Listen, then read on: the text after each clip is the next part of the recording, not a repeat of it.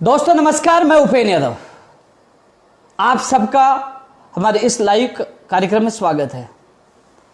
दोस्तों आपको पता है कि पूरे विश्व में कोरोना महामारी है, सब लोग घरों में हैं और सरकार के निर्देशों की पालना कर रहे हैं। मैं खुद भी जयपुर जिले में शाहपुरा मनोहरपुर में मेरा एक खोजावला गांव है, वहां से मैं आज आया हूं क्योंकि लगातार मुझे बेरोजगारों के मैसेज मिले थे विभिन्न भर्तियों को लेकर, और उसी संबंध में आज मैं लाइव हूं और मैं सभी भर्तियों की चर्चा करूंगा क्योंकि जिन जिन भर्तियों का मुझे मैसेज मिला है उसको मैंने नोट किया है, उसको मैं आपके सामने रखना चाहूंगा। क्योंकि जयपुर आने के बाद मैं मंत्री जी राजेंद्र यादव जी से मिला था, इसके अलावा सचिव साहब से बात हुई थी मुख्यमंत्री जी के।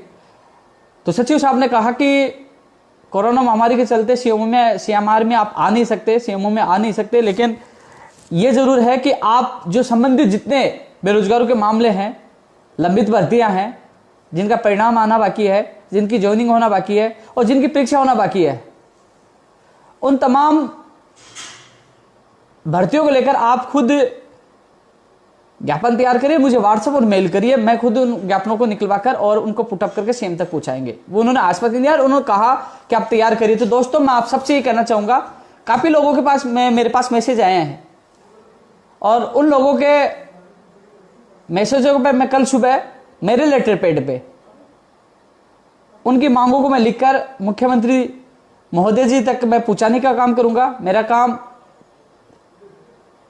पूरी ईमानदारी के साथ निभाऊंगा। मैं आप लोगों की पीड़ा समझता हूं। एलडीसी भर्ती 2018 के जो अभ्यर्थी हैं, जो लगातार इंतजार कर रहे थे, बस उनमें धैर्य की कमी मुझे नजर आई। 2012 से लगातार मैं संघर्ष कर रहा हूं, 9वां साल है, लेकिन जिस प्रकार 2 दिन वो इंतजार नहीं कर पाए, मुझे भी थोड़ा बुरा लगा क्योंकि 2 दिन तो सॉफ्टवेयर की कमी की वजह से परिणाम सही नहीं आ रहा था, इस वजह से वो डिले हुआ। और यदि जब यदि परिणाम में जिला आवंटन विभाग आवंटन में गलती हो जाती, ये लोग कहते हैं हमें विभाग गलत मिला, जिला गलत मिला, मेरिट हमारी ये थी, तो एक पूरी भर्ती को घोटाला साबित कर देते। लेकिन विभाग का दीवार कहना था कि 2 दिन लग जाए, लेकिन हम पारदर्शिता रखना चाहते हैं। फाइल एक दिन मुख्यमंत्री जी के पास फाइल गई, उसके बाद मुख्य सचिव साहब के पास गई फाइल, और वो शाम को लेट होने के कारण वेबसाइट पे अपलोड नहीं हो पाया और लोग चिंतित दुखी थे। मैं उसी के लिए आज आया, अधिकारियों से मिला, मंत्री जी से मिला, सीएमओ में बात करवाई, और आज उसके आपने देखा होगा संबंधित सभी विभाग जो उनके अध्यक्ष है, जो उनके कमिश्नर है, जो भी है, जैसे बीकानेर निदेशालय के निदेशक है, कलेक्ट्रेट में है, आबकारी में जितने विभाग है, उनके विभाग अध्यक्षों को सूची मेल कर दी गई है।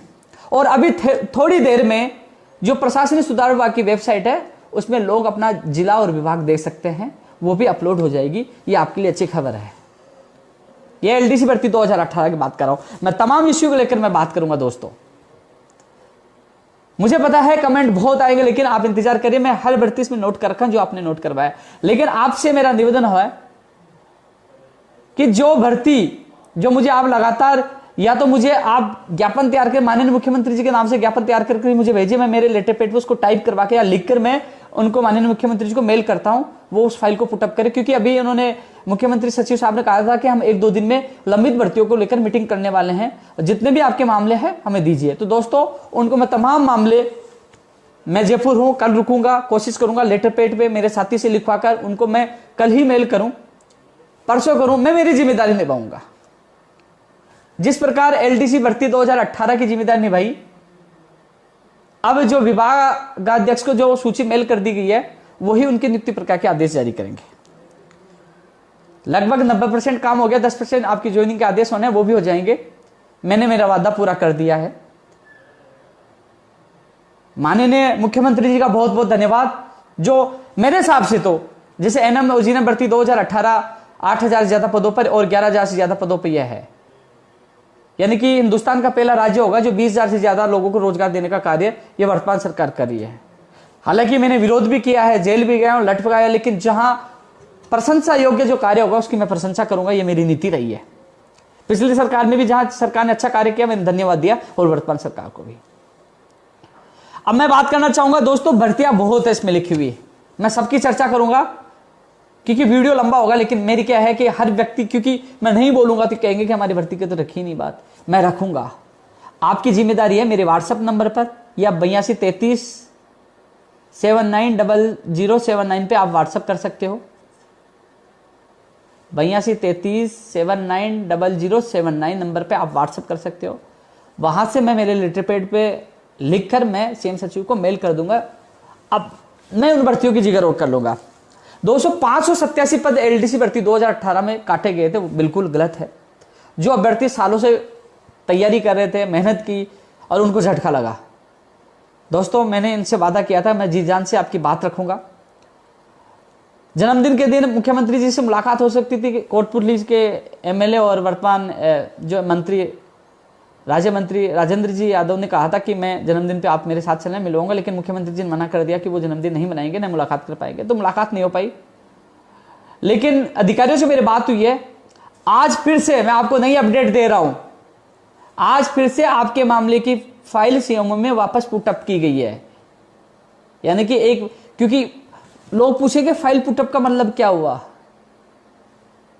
यानी कि जो आपने तथ्य दिए हैं, जो आपने मुझे दिए, मैंने उनको सौंपे हैं कि हाँ ये पद ऐसे कम किए गए, इनको पूरा आरक्षण नहीं मिला और ये गड़बड़ियां है, वो गड़बड़ियों की जांच कर रहे हैं और आपको पता है कि 100% गड़बड़ियां हुई है, तो आपके पद बढ़ेंगे। तो आज वो आपकी रिपोर्ट, तथ्यात्मक रिपोर्ट आज पुटअप की गई है। मैं 587 वालों को कह रहा हूं, फिर मत कहना कि आपकी बात नहीं रखी। मैं जयपुर आकर आपकी बात रखी है और आगे भी रखूंगा। जब सीएम साहब से मिलूंगा तो रखूंगा। मैं आपसे वादा किया था, भूलने वाला नहीं। मैं जानता हूं आपका दर्द। जो लोग अंगुलियां उठाते हैं कि 587 भूल गया, नहीं भूला मैं, लेकिन मेरी ये था कि कम से कम 11,000 लोगों को तो ज्वाइनिंग मिले। 11,000 की ज्वाइनिंग के आदेश हो गए, एक तरह से सूची भेज दी गई, एक तरह से इनका काम हो चुका है। अब आपके काम में मैं पूरी ताकत लगा दूंगा। आज आपकी फाइल फुटअप कर दी गई है। एलडीसी भर्ती 2018 317 पदों वाले। दोस्तों, कल आपने ट्वीट देके बहुत खुश हुई थी, लेकिन दोस्तों मैं आपको इतना बता दूं, आपका भी काम होगा। मुझे पता है हताश हो, आपके साथी जो भी उनको पूछिए, जहां भी आरपीएससी में सहयोग करना हो, चाहे मुख्यमंत्री जी की मीटिंग में आपका मामला रखवाना हो, हर जगह मैंने आप लोगों को सहयोग किया था, हर जगह। और मैं अभी जयपुर ही हूं। कल सचिव साहब से आज भी बात की थी और उन्होंने कहा था कि कल एक बार बात करना, तो मैं कल सुबह एक बार फिर आपकी बात करूंगा। मैं कोशिश करूंगा कि आपकी लिस्ट भी जल्द से जारी हो, आपको खुशखबरी मिले। मैं पूरी कोशिश करूंगा, आपसे वादा करता हूं और आपको विश्वास है, मैंने आपका हमेशा सहयोग किया है और आगे भी करूंगा। दोस्तों, एक मुद्दा है कमरा किराया और कोचिंग जो फीस जमा करा दी, उसमें सरकार निर्देश जारी करे कि लॉकडाउन खुलने के बाद यो तो कोचिंग फीस वापस करवाए या उसी फीस में वापस कोचिंग करवाए और कमरा किराया माफ हो। मैं सभी साथियों को कहना चाहूंगा कि अभी सामान्य स्थिति हुई नहीं, अभी आप लोग घर पर हो। माननीय मुख्यमंत्री तक मामला चला गया। मैं प्रदेश की मीडिया को धन्यवाद देना चाहूंगा जो हमारे मुद्दों को उठाया, ट्विटर वार किया। जयपुर में नंबर 1 हमारा ट्रेंड रहा जो हमने मामला हमारा। तो आप सबसे मेरा निवेदन है कि जैसे ही आप घरों से वापस आओ, सामान्य स्थिति हो।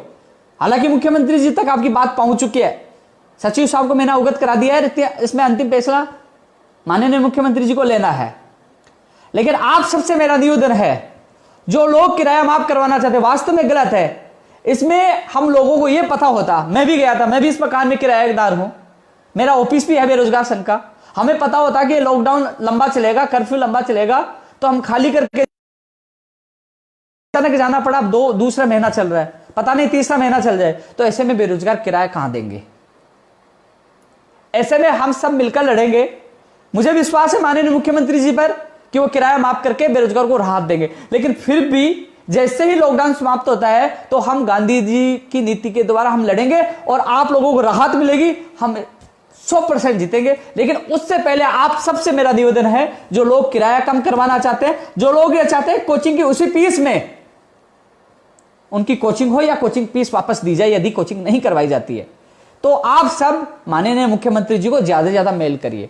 क्योंकि जो पत्र लिखने में सक्षम है वो पत्र लिखिए या मेल करिए और अपनी समस्या बताइए कि यशस्वी माननीय मुख्यमंत्री जी, हमारी समस्या है कि हमारे अचानक लॉकडाउन में घर जाना पड़ा, हमने आपके निर्देशों की पालना की और हम आपके साथ हैं, लेकिन हम गरीब बेरोजगार कहां से ये कमरा किराया दे पाएंगे, कहां से कोचिंग की फीस दोबारा दे पाएंगे या फिर कहां से हम पैसे लेके आएंगे। तो दोस्तों, आप लोगों को अब ट्विटर वार के बाद आपको मेल करना है सीएमओ में माननीय मुख्यमंत्री जी को और जितने हो सके पत्र लिखना है। और जैसे मैं भी लगातार अधिकारियों के संपर्क में माननीय मुख्यमंत्री जी से मिलने की कोशिश करूंगा और अपने एमएलए और मंत्रियों को भी कहना है कि आप इस अभियान में हमारा साथ दें। तो दोस्तों ये अभियान चलेगा और सफलता भी मिलेगी, बस आप लोगों को इसमें जुटना है, क्योंकि किराया भी माफ होना चाहिए। जब से लॉकडाउन शुरू हुआ है और जब खत्म होगा उस अवधि का पूरा किराया माफ होना चाहिए। इसके अलावा कोचिंगों को स्पष्ट निर्देश दे कि लॉकडाउन के बाद आप कोचिंग शुरू करके उनका कोर्स कराए उसी फीस में, और कोर्स नहीं करा सकते तो फीस वापस कराए। दोनों मुद्दे बेरोजगारों के लिए बहुत महत्वपूर्ण है और बेरोजगारों को आर्थिक भार से बचाया जा सकता है। इसलिए हम सब मिलकर प्रयास करेंगे। आप मेल के जरिए, पत्र के जरिए, एमएलए और मंत्रियों के जरिए, और बाद में हम धरातल पर घूमेंगे, इकट्ठे होंगे और ये किराया माफ करवाएंगे। सेकंड गेट 2018 के लगातार मैसेज आ रहे हैं। जब उनका परिणाम नहीं आया तो मैं भी उनके बीच में अजमेर गया था, 3 बार गया था। अब उनका मंडल आवंटन होना है और उनकी ज्वाइनिंग होनी है। दोस्तों सेकंड गेट वाला भी मामला मैं कल लेटर पैड पे लिख के, मैं खुद जो तमाम मामले मुझसे मांगे गए, मैं प्राथमिकता के साथ आपकी बात रखूंगा कि आपके मंडल आवंटन आपकी नियुक्ति प्रक्रिया हो। आरएस भर्ती 2018, दोस्तों आरएस भर्ती 2018 में इससे संबंधित एडवोकेट से मेरी बात हुई थी। उन्होंने कहा था कोर्ट में अर्जेंट मामलों की सुनवाई हो रही है, और अर्जेंट मामले में सरकार की तरफ से यदि इस मामले में, क्योंकि कोर्ट अर्जेंट मामले भर्तियों को नहीं ले रहा, लेकिन इस मामले में आरएस वाले मामले में जो एक सुनवाई में एडवोकेट जनरल साहब आए थे, तो इसमें यदि एडवोकेट जनरल साहब ये कहे कि अधिकारियों की आवश्यकता है और हमें आवश्यकता है, तो कहीं ना कहीं एप्लीकेशन लेकर अर्जेंट सुनवाई हो सकती है। मुझे किसी अभ्यर्थी ने बताया 7 तारीख की सुनवाई है। तो दोस्तों कल मैं इस मामले को मुख्यमंत्री जी के सामने सचिव साहब के मुद्दे के द्वारा पुटअप करूंगा कि 7 मई को, और कंफर्म आप मुझे बता देना, 7 मई को मुझे बता रहा था कि सुनवाई है, आप एडवोकेट जनरल को भेजकर कम से कम परिणाम जारी करवाए, कम से कम इंटरव्यू तक, क्योंकि मामला सुप्रीम कोर्ट में लंबित है, लेकिन अंतिम स्टेज तक इसकी प्रक्रिया पूरी होनी चाहिए, और सुप्रीम कोर्ट में भी जो मामला चल रहा उसका निस्तारण सरकार करवाए कोर्ट खुलते ही। तो दोस्तों ये चीज भी मैं रखूंगा। मुझे पता आरएस वालों के लगातार कॉल और मैसेज आ रहे हैं। स्टेनोग्राफर भर्ती की अभ्यर्थना ये भी मैंने नोट करवा दी है। अभी जो मेरी आज सुबह बात हुई थी सचिव साहब से, उन्होंने कहा कि तमाम भर्तियों की भेज दीजिए डिटेल, वो अधिकारियों के साथ, संबंधित विभाग के अधिकारियों के साथ मीटिंग लेंगे। मैं एक बार फिर आपके लिए लेटर लिखूंगा। मुझे पता है कि तमाम भर्तियों की प्रक्रिया शुरू हो गई, स्टेनोग्राफर वाले बहुत ज्यादा परेशान, मुझे पता आपकी पीड़ा, लेकिन आपकी किस्मत खराब है, 2 बार फाइल गई। एक बार आरक्षण की वजह से आ गए, एक बार कहा कि बैकलॉग के पद और जुड़ जाएंगे। संबंधित विभागों से जो अभ्यर्थना पदों के आ गए, लेकिन बैकलॉग के पद नहीं आए थे, इस वजह से अटका पड़ा था मामला, लेकिन ये बात में मैं रखूंगा। दोस्तों इसके अलावा एएसओ भर्ती 2018, इसके इतने मैसेज कॉल आ रहे हैं। चाणक्य की जो भर्ती है एएसओ, दोस्तों मैंने बताया ना संबंधित भर्तियों की कल से मेरे से डिटेल मांगी गई है, तो मैं आपकी मेरे लेटर पेड में प्राथमिकता के साथ मुख्यमंत्री तक आपकी बात पहुंचाने का कार्य करूंगा, मजबूती से आपका पक्ष रखूंगा। एएसओ भर्ती के अभ्यर्थियों के लिए जो मुझे लगातार कॉल और मैसेज कर रहे हैं, उनके लिए ये है संदेश, मेरा यही है। संस्कृत विभाग की सेकंड ग्रेड का परिणाम आना, ये भी परिणाम बाकी है। फर्स्ट ग्रेड का परिणाम, दोनों का परिणाम, ये चीज भी मैं कल लेटर पेड पे लिखे ना सचिव साहब को मेल और व्हाट्सएप करूंगा, मुझे याद है। दोस्तों इसके अलावा जो एएसओ भर्ती बता रहे संख्या की, एएसओ का परिणाम फरवरी में आया था, अभी तक फरवरी से देख लीजिए, मार्च अप्रैल जा चुकी है, अभी तक इसका दस्तावेज सत्यापन हो गए, फरवरी में फाइनल परिणाम बाकी है। दोस्तों कनिष्ठ अनुदेशक का जो परिणाम आया था, जिसमें कोपा कई सही थे, कोपा के एरिया थे, इनका फाइनल परिणाम बाकी है। अभी कुछ भर्तियों का परिणाम आया था, लेकिन इसका फाइनल परिणाम बाकी है। कल मैं बीएल जाटाऊ जी से बात करूंगा, क्योंकि जेएन भर्ती का सिलेबस जारी होने की बात है कि वो सिलेबस जारी नहीं हो पाया, लॉकडाउन में लोग तैयारी कर पाए, और इनकी बात रखूंगा। इनका लेटर मैं सीएम सचिव साहब को लिखूंगा मुख्यमंत्री जी के लिए। एएनएम भर्ती 2013 और एलडीसी पंचायत राज 2013, दोस्तों ये दोनों मामलों क्रिटिकल है, इसमें लेटर लिखने की आवश्यकता नहीं है। इसमें तो लेटर इतने लिख गए कि उंटरों की संख्या में, इसमें तो माननीय मुख्यमंत्री जी से व्यक्तिगत मिलकर ही निवेदन करना होगा। जब भी मेरी मुलाकात होगी मैं मजबूती से बात रखूंगा। 10,038 पद पंचायत राज विभाग और एएनएम भर्ती 2013 67 से 19 पद, वो तो मुख्यमंत्री जी को फैसला लेना है, इसमें अधिकारी कुछ नहीं कर पाएंगे, अंतिम फैसला मुख्यमंत्री जी लेना, इसकी रिपोर्ट आना बाकी है जो सब कमेटी की थी, लेकिन इसमें मुख्यमंत्री जी के ऊपर ही है। जब भी मुलाकात होगी तो मैं आपकी बात रखूंगा। मेरी मुलाकात नहीं हो पाई, जब भी होगी मैं मजबूती से आपकी बात रखूंगा।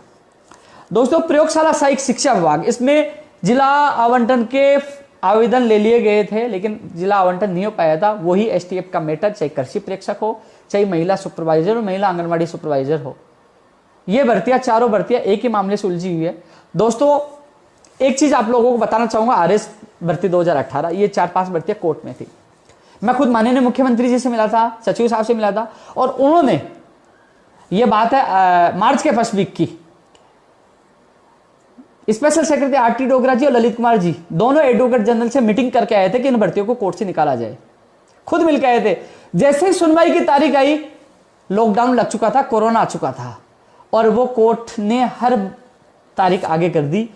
वहां हमने मेहनत की, आपकी मैंने आवाज उठाई थी, आप सबको पता है, मैंने ट्वीट भी किया था, और हम सफल भी होते, सरकार सक्रिय भी हो गई थी और इसमें सरकार पॉजिटिव हो गई थी, एक्शन भी ले लिया था, अपने अधिकारियों को वहां भेज भी दिया था। लेकिन हमारा दुर्भाग्य था कि कोरोना की वजह से लॉकडाउन लग गया और कोर्ट ने सुनवाई नहीं की। लेकिन ये फिर मैं कल बात रखूंगा कि अनुमति लेकर कैसे भी, क्योंकि टिड्डी का प्रकोप भी बढ़ने वाला है। अभी रिपोर्ट आ रही है, तो कृषि परीक्षक का हो, चाहे प्रयोगशाला सहायक का हो, चाहे महिला सुपरवाइजर हो, महिला आंगनबाड़ी, ये जो चारों पांचों भर्तियां, चाहे आईआरएस 2018, तो सरकार इन प्राथमिकता के साथ परमिशन लेकर इन भर्तियों को पूरा करे। ये बात भी मैं कल लेटर पेड में लिखकर उनको सौंपूंगा। आप लोग भी मुझे व्हाट्सएप पे करना, जिससे मैं उसकी कॉपी करके, जो आप लोग एमएलए से लिखवा रहे हो ना, वैसे के वैसे मैं उनको सेंड कर दूंगा।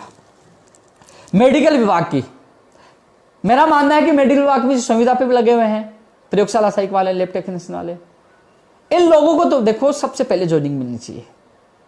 ये लोग योद्धा के रूप में काम कर रहे हैं अभी भी कोरोना में, अपनी जान को जोखिम में डालकर। मैंने लेटर भी लिखा था, ट्वीट भी किया था, और कल फिर मजबूती से बात रखूंगा कि कम आपने एनएमजीएनएम 2018 को करे, डॉक्टर्स की भर्ती निकाले, कम से कम ये लोग काम करें, इनको इनाम तो मिलनी चाहिए। मेडिकल विभाग की प्रयोगशाला सहायक भर्ती भी होनी चाहिए। ये बात मजबूती के साथ रखूंगा। कल लेटर पेड फिर दोबारा मैं दूंगा, पहले भी भेजा था मैंने, फिर दोबारा कल भेजूंगा। रीट 2020 आपने देखा, शिक्षा मंत्री जी लाइव आए थे, उन्होंने बता दिया था फर्स्ट पेपर लेवल फर्स्ट में कोई बदलाव नहीं, सेकंड में पहला पेपर आपको देना होगा, दूसरे के लिए सरकार को निर्णय करना होगा कि वेटेज 90-10 करे या 95-5 करे या दूसरा पेपर करे, वो निर्णय होना बाकी है। लेकिन अब इस समय आप फर्स्ट पेपर की तैयारी करिए, क्योंकि 90-10 होता है तो रीट बड़ा महत्वपूर्ण होगा, रीट का पेपर। तो इसलिए बीए का 90-10 होता है, तो इसलिए आप लोग, यानी स्नातक का 90-10 होता है, तो इसलिए आप लोग रीट को प्राथमिकता मानते उसकी तैयारी करें। और यदि विषय का पेपर अलग होता है तो उसमें आपको समय मिलेगा। और एक चीज जो बताओ, 2 सितंबर एग्जाम प्रस्तावित है। यदि कोरोना से हमारी जो राजस्थान के हालात सही हो जाते हैं, यानी कि लॉकडाउन पूरी तरह हट जाता है, तो आपकी एग्जाम 2 सितंबर को हो पाएगी, अन्यथा नहीं हो पाएगी। क्योंकि आपको पता है सोशल दूर दूर रहना, आपको पता है कि सेंटर में भीड़ इकट्ठी नहीं करना, कई चीजें हैं। तो ऐसे में यदि कोरोना से हमें निजात मिल पाएगी, सामान्य स्थिति हो पाएगी, तो 2 सितंबर को होगी। लेकिन आप घर बैठे तैयारी तो कर सकते हैं, क्योंकि तैयारी रही तो भविष्य में आपकी तैयारी आप लोगों के काम आएगी। रीट 2018 की भाई जी कोर्ट में है, पहले अपने बहुत प्रयास कर लिया लेवल 2 की, जब से कोर्ट से नहीं आएगी उसके बाद ही तो हम ले जाके मुख्यमंत्री जी, शिक्षा मंत्री जी को देंगे। आपने कहा था अब निकाल दीजिए, वो कोर्ट की सुनवाई का इंतजार तो करना ही होगा, इसके अलावा कुछ नहीं होगा। 18 और मैं साफ कह रहा हूं, मैं उस दिन से उस आदेश का मैं खुद भी इंतजार कर रहा हूं। आपको पता आपसे ज्यादा मुझे, आपसे ज्यादा इंतजार मुझे भी है। 2016-17 में, उस समय कोरोना से पहले ये बात हुई थी कि मुख्यमंत्री जी से मिलकर एक बार निवेदन करेंगे कि इसमें दोबारा से विचार किया जाए। जो एजुकेशन सेक्रेटरी उनसे बात हुई थी, उन्होंने कहा कि एक बार वो बीकानेर निदेशालय की एक बार फिर से मीटिंग लेंगे। लेकिन दोस्तों कोरोना के बाद उसके बारे में पता नहीं चल पाया क्या हुआ। अब जब भी इनसे मुलाकात होगी तो पता करेंगे क्या इन्होंने विचार किया या इन्होंने अपील की है। लेकिन इतना कह सकता हूं, चाहे 2016 का मामला हो, 17 का हो, 18 का मामला हो, ये सुप्रीम कोर्ट में भी जाएंगे तो उनको हार का सामना करना पड़ेगा। समय लग सकता है, लेकिन आपकी सूची जरूर आएगी। आपको हौसला रखना है, हताश नहीं होना है, आपकी सूची जरूर आएगी। जहां तक मेरा सहयोग होगा मैं आप लोगों को करूंगा, क्योंकि दोस्तों मैं हर बेरोजगार के साथ हूं। तमाम भर्तियां, मैं भी हर बेरोजगार का, मैं आज फोन नहीं उठा पा रहा था, मैं जयपुर आया था, मंत्री जी के पास वहां था, फिर अधिकारियों से मैं बात कर रहा था, मैं फोन नहीं उठा पाया। मैं समझ चाहता हूँ आपकी पीड़ा समर्थन, कई लोगों को बुरा भी लगता है कोई कहीं नहीं फोन नहीं उठा रहा, लेकिन क्या करूं, एक व्यक्ति मैं हूं और तमाम दर्जन भर भर्तियां, मैं आपको गिना, ये तमाम भर्ती के बेरोजगार परेशान और दुखी हैं। वो बड़ी आस में देखते हैं कि हमें रोजगार कब मिलेगा, नौकरी कब मिलेगी। मैं उनके दर्द को समझता हूं। अरे मैं वीआईपी नहीं हूं, मैं राजा महाराजा का बेटा नहीं हूं, मैं किसी मंत्री का बेटा नहीं हूं, मैं एक किसान का बेटा हूं, एक सामान्य परिवार से आता हूं, इसलिए दर्द जानता हूं मैं, मुझे पता है। लेकिन मैं, आपको पता है जयपुर को, आपको पता है रेड जोन में शामिल कर रखा है, फिर भी मैं आप लोगों के लिए जयपुर आया हूं। और मेरी तो वो सोच है यदि मुझे कोई आके ये कहे इन भर्तियों को पूरा करने के लिए तैयार हैं, आप लिख के दे दो कि आपकी जान देने के लिए तैयार है, तो दोस्तों मैं लिख के देने के लिए तैयार हूं कि मेरी जान ले ली जाए और इन लोगों को ज्वाइनिंग दे दी जाए। मैं वैसा व्यक्ति हूं, मैं ऐसा करने के लिए तैयार हूं, लेकिन मेरे बेरोजगारों को रोजगार मिलना चाहिए, खुशी आनी चाहिए। मैं देखता हूं कई लोगों के आंसू।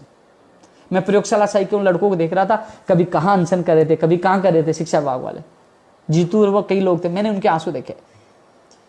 लेकिन एक इंसान, मैं अनशन भी करता हूं, लाठियां भी खाता हूं, जेल भी जाता हूं, भागता भी हूं, पूरा प्रयास करता हूं, 100% देने की कोशिश करता हूं और आगे भी दूंगा।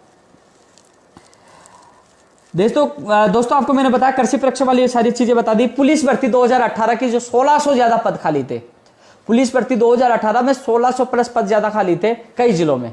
ये अभ्यर्थी लगातार लेटर लिख रहे हैं, मैं भी लगातार इनका लेटर लिख रहा हूं, कल फिर लिखूंगा। मैं मांग करता हूं सरकार से कि कम से कम, आप कह रहे हो कि पुलिस वालों की कमी है, तो कम से कम इन अभ्यर्थियों को आप काम में ले सकते हैं, उनकी सूची जारी करके, प्रदेश राज्य स्तरीय मेरिट जारी करके सूची जारी करके इनको ले सकते हैं, सेवा देने के लिए तैयार है। पद खाली है, आपने जो भर्ती निकाली उसमें 1600 पद खाली रह गए, तो ये तैयार है। मैं आपका फिर से कल लेटर लिखूंगा। फार्मासिस्ट हो, चाहे लाइब्रेरियन हो, चाहे पटवारी हो, पुलिस हो, दोस्तों सबकी एग्जाम जुलाई बाद ही हो पाएगी। जुलाई बाद ही आप सबकी एग्जाम हो पाएगी, और वो भी सामान्य परिस्थिति होने पर, क्योंकि जिला कलेक्टर्स को पूछा जाएगा कि सेंटर उपलब्ध है क्या, उनकी रिपोर्ट आएगी, उसके बाद आपकी एग्जाम हो पाएगी। इसलिए तैयारी तो घर पे रखिए आप। एक मेरे पास ये भी ज्ञापन आया है, पशु चिकित्सा अधिकारियों की भर्ती भी होनी चाहिए, डॉक्टर के साथ पशु चिकित्सा अधिकारियों की भर्ती होनी चाहिए, ये भी मैं उनका लेटर लिखूंगा। दोस्तों इसके अलावा जो है आरपीएससी की भर्ती है, यह है सहायक कृषि अधिकारी, सहायक कृषि अधिकारी है, सहायक कृषि अधिकारी 2015 है। केवल इसकी लिस्ट कृषि विभाग में भी इसकी ज्वाइनिंग आदेश करवाना है, और 259 पद है ओनली। और वहीं 2018 है जिसका इंटरव्यू बाकी है, परिणाम आ चुका। दोनों भर्तियां 2015 भी लंबित है, कृषि सहायक भर्ती, सहायक कृषि अधिकारी भर्ती, और 2018 भी। ये स्थिति देखिए आरपीएससी की, एक में इंटरव्यू बाकी है, एक में सारी प्रक्रिया पूर्ण हो चुकी है, उसकी ज्वाइनिंग बाकी है, ओनली 259 पदों पे। वाह यार, इसमें 130 से ज्यादा पद हैं। हालांकि मैंने आज ही लालचंद जी कटारिया जो कृषि मंत्री, उनके पीएस से बात हुई थी, वो कल वो आरपीएससी में बात करके बताएंगे। मैं लेटर भी लिखूंगा, कल जो भी अपडेट होगी मैं आप लोगों को बताऊंगा कि सहायक कृषि अधिकारी 2015 और 18 में क्या चल रहा है। एएसओ वाले भी लगातार कॉल करें, मैंने बता दिया। तो दोस्तों तमाम जो भर्ती है, एसआई भर्ती 2016 भी लंबित है। एसआई भर्ती 2016, एक तो दूरसंचार वाली है, आवेदन करवा लिया, आज तक एग्जाम नहीं हो पाई, और एक है जो इसकी एसआई भर्ती 2016 वो बाकी है। दोस्तों तमाम भर्तियों के लेकर कल मैं, अब आप देख लीजिए, आप लोग मुझे लेटर भेजोगे, मैं उनको निकालूंगा उनको टाइप तो क्या हो पाएगा, अब लॉकडाउन चल रहा है, हम बैठेंगे, लिखेंगे, लेटर पैड भी लिखेंगे, और उसके बाद में फोटो खींच के व्हाट्सएप पर मेल करेंगे। फिर भी आप लोगों को लगता है कि हम लोग आपके लिए अच्छा कार्य नहीं कर पा रहे हैं, तो मैंने पहले भी कहा था, रविंद्र चौधरी प्रदेश अध्यक्ष है, मैं प्रदेश संयोजक में हूं। वो पदवी यदि कोई व्यक्ति जिम्मेदारी लेने के लिए तैयार है, क्योंकि वो भी मैं कभी भी छोड़ सकता हूं, 9 साल से मैं कार्य कर रहा हूं, और कोई तैयार हो तो वो जरूर सूचित करे कि वो प्रदेश संयोजक पद पे काम करे। लेकिन जब तक मैं हूं, मैं मेरी जिम्मेदारी निभाऊंगा। मैं आप लोगों की पीड़ा समझता हूं, और कल आप सबसे मेरा निवेदन है, मैंने आपको नंबर बताए, उस नंबर पे आप व्हाट्सअप कर देना जितनी भर्तियां हैं, जितनी मैं भर्तियों का नाम ले, वो ज्ञापन मुख्यमंत्री जी के नाम से मैं मेरे लेटर पैड पे टाइप करके उन तक मेल कर दूंगा, वो उनको पुटअप करेंगे, और जो भी मुझे वहां से जानकारी मिलेगी आप लोगों को बताऊंगा। 2-3 दिन में, इसी वीक में बता रहे हैं कि इस मामले में मीटिंग होगी लंबित भर्तियों को लेकर। तो दोस्तों कोरोना में मैं जयपुर आया हूँ, आप लोगों के लिए आया हूँ, कल वापस मैं गाँव जाऊँगा, वहीं रहूँगा, क्योंकि जयपुर में स्थिति आपको पता है विकट स्थिति है। और जैसे कोरोना समाप्त होता है, लॉकडाउन समाप्त होता है, तो तमाम भर्तियों के लेकर जितना सहयोग होगा मैं जी जान लगाकर आप लोगों के लिए मेहनत करूंगा।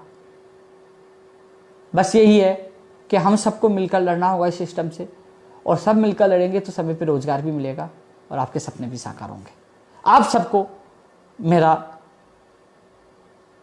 यही कहूँगा कि बस माननीय मुख्यमंत्री और प्रधानमंत्री जी के निर्देशों की पालना करना है, कोरोना को हराना है, देश को और प्रदेश को बचाना है। जय हिंद, जय भारत।